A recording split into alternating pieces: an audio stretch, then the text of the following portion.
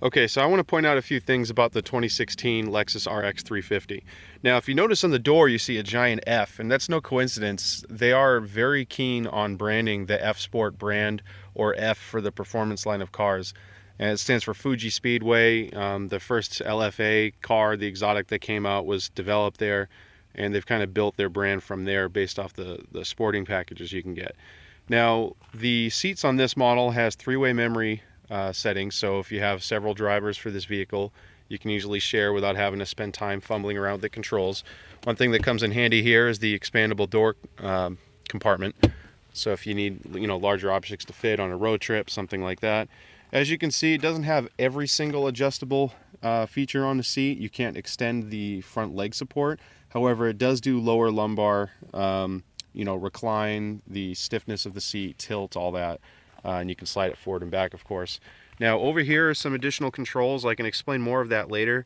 The bottom icon that says View is actually a pretty nifty feature on the new Lexus if you get the safety package. Now, going to the steering wheel, of course, you get your audio controls. The right side is going to control what's in the center gauge cluster. And you, of course, have this giant 12-inch screen. Now, this screen is optional. It does come with an 8.1-inch standard, but the 12.3-inch is part of this package. It comes with the Mark Levinson sound system, navigation, and the works.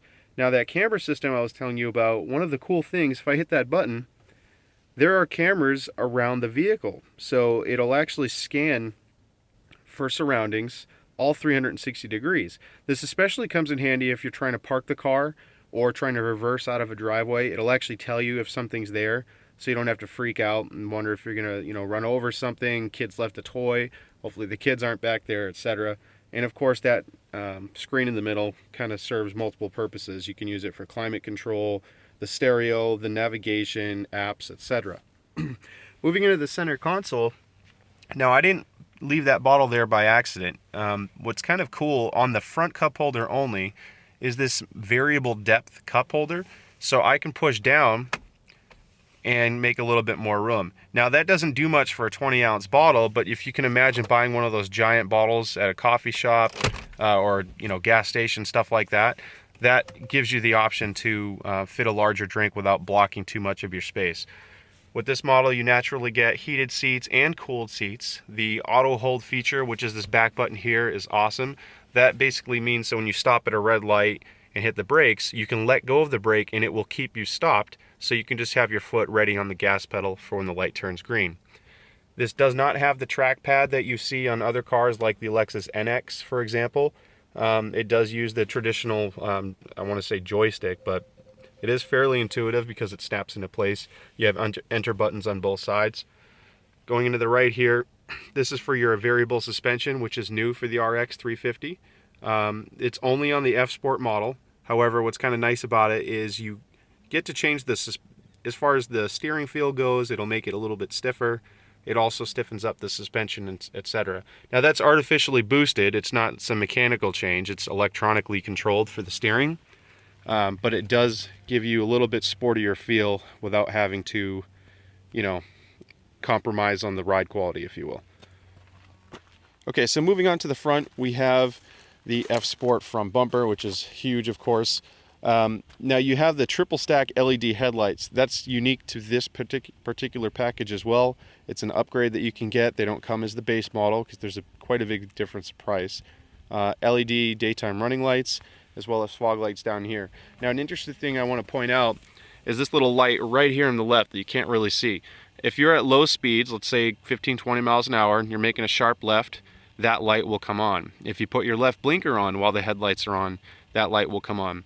And what that does is flood the road on the left side of the car. That way you can have better visibility, etc.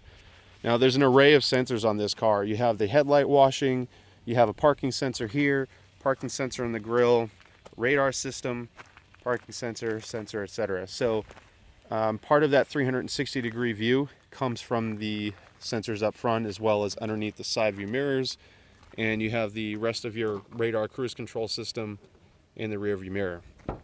Now, popping the hood, naturally it's hydraulically assisted because it's a luxury car. Now, you shouldn't really ever have to be under here. The Lexus RX 350 has been the most reliable SUV in the world for a couple years now, and the First most reliable SUV is the RX 350 Hybrid.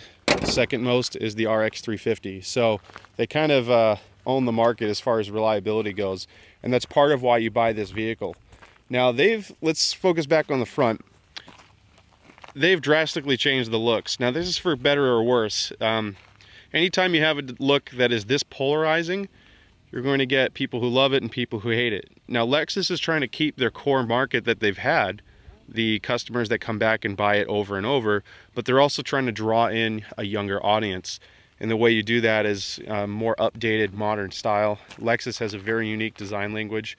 You can see angles everywhere. It's still an aerodynamic car, but they don't do it with a lot of curves. They do it with a lot of angles. So going to the front bumper, you have the lower lip. Now comparing to the non-F Sport RX, the grille is actually the exact same size. When you get this honeycomb style grille, it makes the grille look larger, whereas the base model has the horizontal slabs, if you will. Those horizontal slots will actually make it look smaller, even though they are in fact the same size. The difference, however, comes in the lower part of the front bumper, which is much more aggressive and makes it look much lower to the ground. Now this particular model has 20-inch wheels, which is on the F Sport package.